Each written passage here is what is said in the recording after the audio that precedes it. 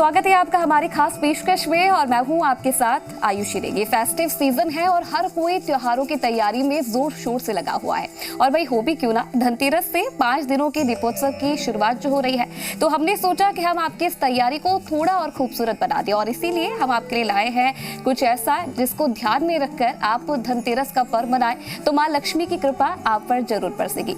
तो चलिए शुरुआत करते हैं आज के सफर की। भगवते वासुदेवाय धन्वन्त्रये अमृतकलशहस्ताय। दीपावली के पावन पर्व से पहले आती है धनतेरस। सर्वामय विनाशनाय त्रैलोक्यनाथाय। कार्तिक कृष्ण पक्ष की त्रयोदशी तिथि के दिन धनतेरस का त्योहार मनाया जाता है। इस दिन भगवान विष्णु के रूप धन्वंतरी की पूजा अर्चना होती है। ओम नमो भगवते वासुदेवाय धन्वन्त्रये। मान्यता है कि जब देवता और दानव मंदार पर्वत को मथानी बनाकर वासुकी नाग की मदद से समुद्र मंथन कर रहे थे, तब 13 रत्नों के बाद कार्तिक कृष्ण पक्ष की त्रयोदशी को 14वें रत्न के रूप में भगवान धन्वंतरी प्रकट हुए।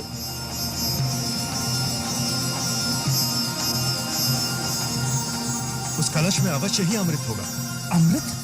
वो उसी अमृत कलश के साथ प्रकट हुए थे जिसके लिए देव और दानवों ने समुद्र मंथन किया था। भगवान धन्वंतरी को आरोग्य का देवता, आयुर्वेद का आचार्य और देवताओं का वैद्य भी कहा जाता है। इसीलिए धनतेरस के दिन अगर आप विधि विधान से पूजा करते हैं तो आपको आरोग्य जीवन की प्राप्ति होती है।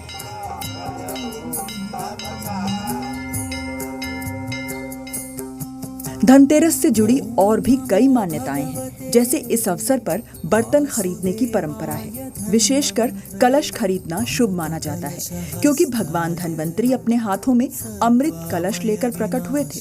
अमृत ही निरोगी काया का प्रतीक है। कहते हैं कि इस दिन खरीदारी करने से उसमें 13 गुना की वृद्धि होती है। इस अवसर पर धनिये के बीज खरीदने की परंपरा है। दीपावली के बाद इन बीजों को लोग अपने बाग बगीचे या खेतों में बो देते हैं। इस दिन झाड़ू खरीदने की भी अनोखी परंपरा है। मत्स्य पुराण के अनुसार झाड़ू को माँ लक्ष्मी का रूप माना जाता है।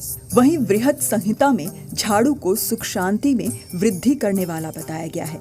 साथ ही इस दिन घर में नई झाड़ू से झाड़ू लगाने से कर्ज से भी मुक्ति मिलती है। जिस प्रकार देवी लक्ष्मी सागर मंथन से उत्पन्न हुई थी, उसी प्रकार भगवान धन्वंतरी भी अमृत कलश के साथ सागर मंथन से उत्पन्न हुए।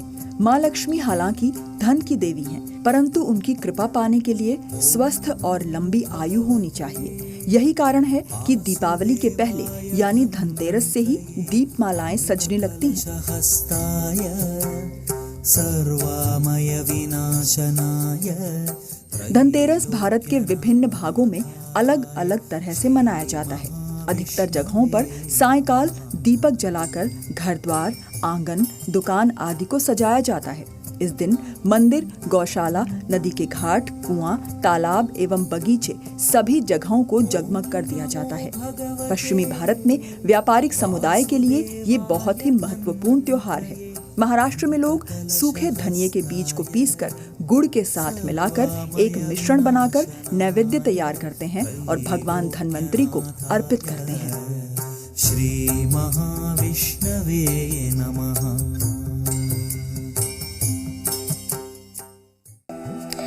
तो धनतेरस की खरीदारी और अंकशास्त्रीय समीकरणों पर चर्चा करने के लिए हमारे साथ आज मौजूद है न्यूमरोलॉजिस्ट तारा मल्होत्रा जी। तारा जी, आपका बहुत स्वागत है। बहुत बहुत शुक्रिया। आप सभी को धनतेरस की बहुत बहुत शुभकामनाएं। जी, तो तारा जी, आज हम ये बात कर रहे हैं कि किस तरीके से शॉपिंग में नंबर्स के अनुसार हम लोग शॉपिंग कर सकते हैं। सबसे पहले मैं चाहूंगी कि आप ये बताइए कि धनतेरस का महत्व क्या है और इस पर्व को लेकर क्या कुछ मान्यता है और इस दिन भगवान धन्वंतरी की पूजा क्यों की जाती है। जरूर। धनतेरस का दिन कार्तिक मास को कृष्ण पक्ष की त्रयोदशी दिन के दिन मनाया जाता है, जो कि इस साल 2 नवंबर को मनाया जाएगा।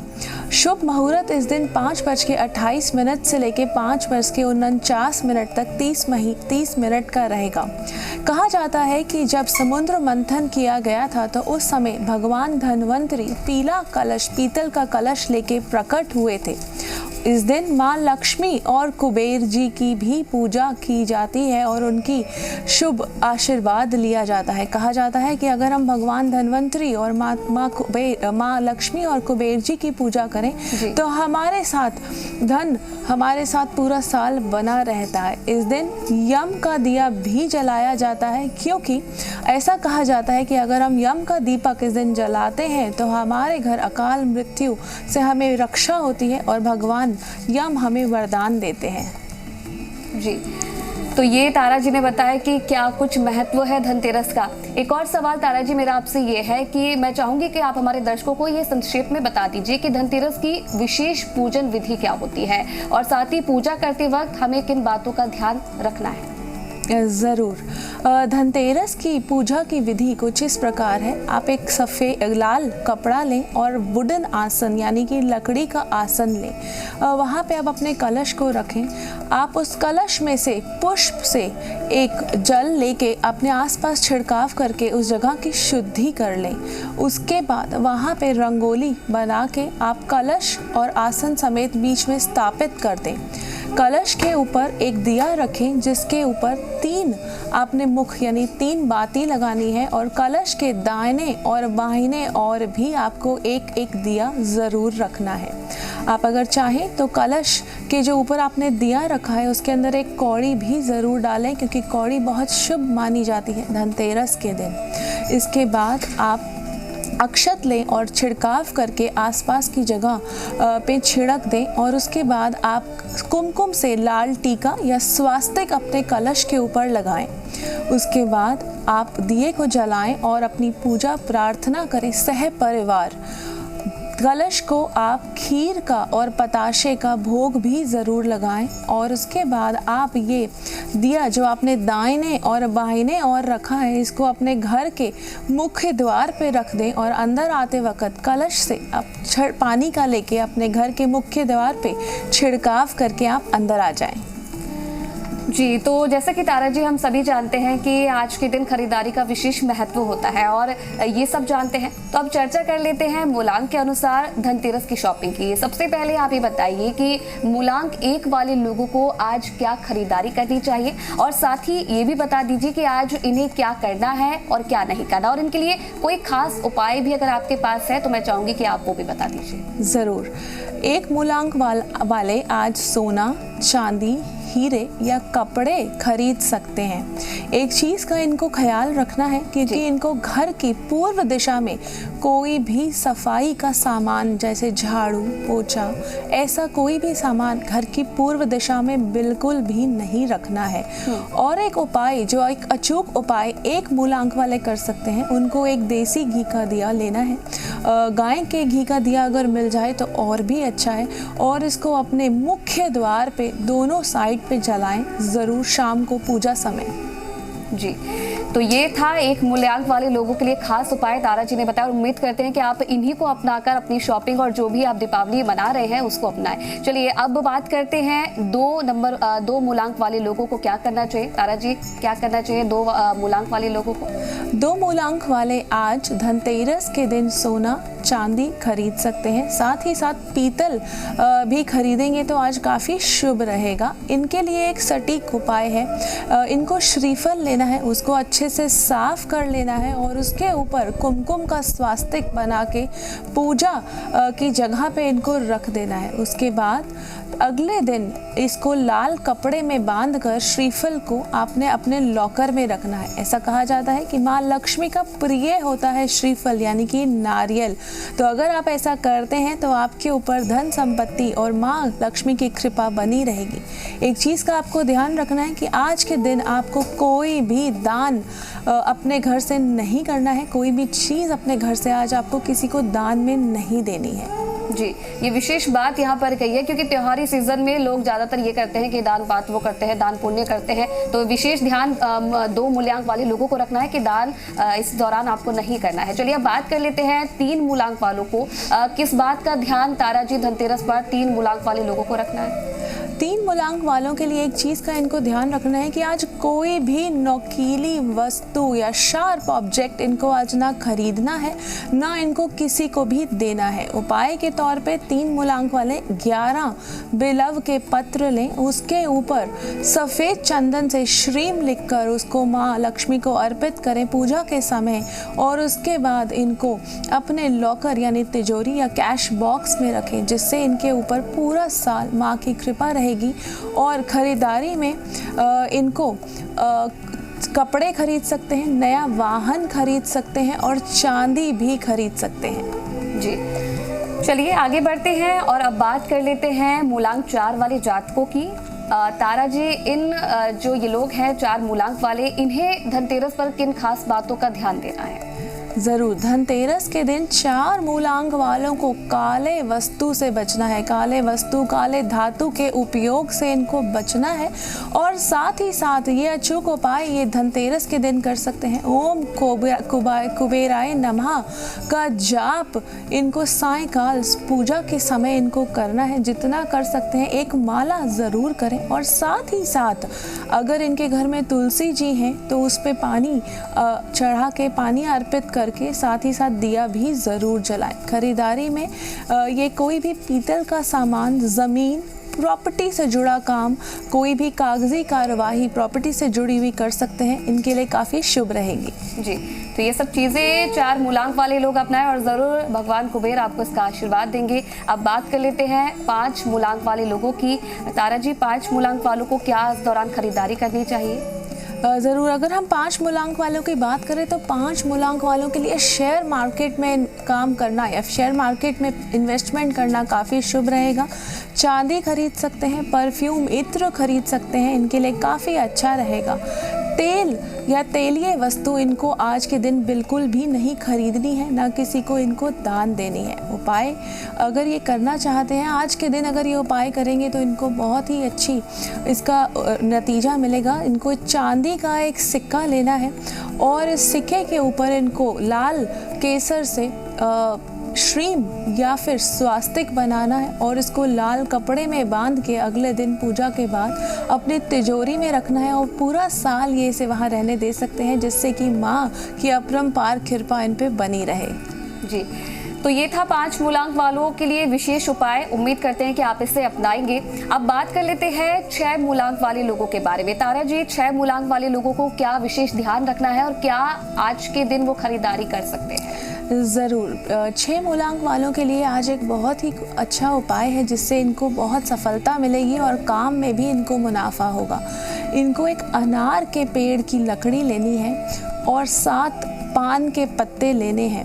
पान क्योंकि कहा जाता है कि पान नाग लोक से आते हैं और नाग जो होते हैं उनको आशीर्वाद होता है धन का, संपत्ति का। तो अगर ये अपने काम में ऐश्वर्य चाहते हैं, नेम फेम चाहते हैं, तो इनके लिए आज ये उपाय बहुत ही लाभदायक रहेगा। इनको एक अनार की लकड़ी, 7 पान के पत्ते लेने हैं और उसके ऊपर इनको श्रीम लाल कुमकुम से लिखना है और एक एक करके इनको पूजा में माँ को अर्पण करना है। और अगले दिन इन्हीं पत्तों को उस लकड़ी पे लपेट कर इनको अपनी तिजोरी में रखना है, जो कि पूरा साल इनके ऊपर धन की कभी भी कमी नहीं आएगी। एक चीज़ का इनको ध्यान रखना है, कपड़े नहीं खरीदने हैं और कपड़ों का दान इनको बिल्कुल भी नहीं करना है।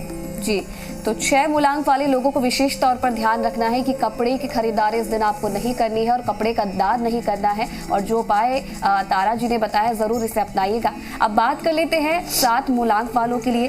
7 मूलांक वालों के लिए क्या आज के दिन विशेष है तारा जी? 7 मूलांक वाले आज पीतल की खरीदारी ज़रूर करें। पीतल के बर्तन या पीतल की खरीदारी करना इनके लिए काफ़ी शुभ रहेगा। इनको आज काले रंग या काले धातु से बचना है और एक चीज़ का ख्याल रखना है कि इनको काली वस्तुएं भी अपने घर में नहीं लेके आनी है। एक उपाय इनको करना है और सटीक उपाय है, इनको श्रीफल लेना है, उसको अच्छे से धो लेना है, उसको साफ कर लेना है। उसको शुद्ध करने के बाद रोली से कुमकुम से स्वास्तिक बनाना है और उसको अपनी तिजोरी में रखना है, जिससे इनके ऊपर माँ लक्ष्मी की कृपा बनी रहे। जी, तो ये उपाय तारा जी ने बताया है 7 मूलांक वाले लोगों को कैसे लक्ष्मी की कृपा वो पा सकते हैं। अब बात करते हैं 8 मूलांक वालों को इस दिन क्या करना चाहिए तारा जी? ज़रूर। अगर हम 8 मूलांक वालों की बात करें तो इनको घर की चौखट पे, घर के मुख्य द्वार पे एक स्वास्तिक बनाना है लाल सिंदूर से। ये इनको सुबह ही बना लेना है और शाम को जब पूजा का समय हो उस समय वहाँ पे इनको एक चौमुखी दीपक रखना है जो कि दक्षिण की ओर होना चाहिए मुख्य द्वार के। ये इनको घी का दीपक जलाना है और इसके अंदर अगर हो सके तो नाग केसर भी डाल लें और साथ ही साथ अपने चूल्हे के दाएं और बाएं भी एक एक दीपक ज़रूर प्रज्वल करें। अगर ख़रीदारी की हम बात करें तो इनको गेहूं लेना बहुत ही शुभ रहेगा, तो इस दिन ये गेहूं की खरीदारी ज़रूर करें। जी, तो चलिए अब बात करते हैं मूलांक 9 के लोगों के लिए आज का दिन कैसे खास बन सकता है और किन खास बातों का ध्यान आज 9 मूलांक वाले लोगों को रखना है। ज़रूर। 9 मूलांक वालों को एक आटे का चौमुखी दिया बनाना है जिसको इन्होंने अपने मुख्य द्वार पे रखना है और एक चीज़ का इनको ख्याल रखना है कि इसके अंदर इनको 13 साबुत काली मिर्च भी डालनी है इस दिन। अगर ये इन्वेस्टमेंट करते हैं तो इनके लिए काफ़ी शुभ रहेगा और इनको काफ़ी अच्छा इसका रिजल्ट मिलेगा। एक चीज़ का इनको ध्यान रखना है, सूर्य उदय होने के बाद 9 अंक वालों को निद्रा यानी सोना नहीं है, इनको अपने बिस्तर पे नहीं जाना है, इनको अपनी दिनचर्या में बिजी हो जाना है और इस उपाय को ज़रूर करना है। जी, तो ये तो मूलांक के अनुसार तारा जी ने बताया कि कौन कौन से मूलांक वाले लोग आज के दिन क्या विशेष चीज़ कर सकते हैं। अब मैं चाहूँगी तारा जी आप हमारे दर्शकों के लिए खास टिप्स लेना चाहेंगे जिससे ये सारी धनतेरस ढेर सारी खुशियाँ इनके लिए लेकर आए, और ऐसे क्या खास उपाय हैं जिससे घर में समृद्धि आएगी और हमें माँ लक्ष्मी की कृपा मिल सकेगी। कुछ खास चीज़ें हैं जो हम सभी को खरीदनी चाहिए और अपने घर पे धनतेरस के दिन लेके आनी चाहिए। सबसे पहले एक झाड़ू, नया झाड़ू खरीदना काफ़ी शुभ माना जाता है। लक्ष्मी चरण पादुका ज़रूर खरीदें। अगर श्रीयंत्र की स्थापना कर सकते हैं तो अपने घर में श्रीयंत्र की स्थापना करें। और धनिया इस दिन अगर खरीदा जाए, धनिया के बीज अगर इस दिन खरीदे जाएं और दिवाली के दिन उनको बीज दिया जाए या पौधा लगाया जाए तो काफ़ी शुभ माना जाता है। तो ये कुछ सरल उपाय आप सभी करें और एक अचूक उपाय जो सभी के लिए ताकि माँ लक्ष्मी आपसे सबसे प्रसन्न रहे, तो आपने एक लाल कपड़ा लेना है और उसको वुडन यानी कि लकड़ के आसन पे बिछा के एक पीतल की थाली लेकर उसके अंदर 13 आपने जो है आटे के दीपक लगाने हैं। उन दीपक के ऊपर आपने एक एक करके कुमकुम की बिंदी लगानी है, एक टीका करना है उसका। उसके बाद सभी के अंदर आपने नाग केसर एक एक करके डालना है, पुष्प अर्पित करने हैं और सह परिवार आपने प्रार्थना करनी है कि आपके घर पे धान्य पूरा साल बना रहे। और उसके बाद इस थाली को, पीतल की थाली को ले जाके आपने अपने घर के मुख्य द्वार पे रखना है।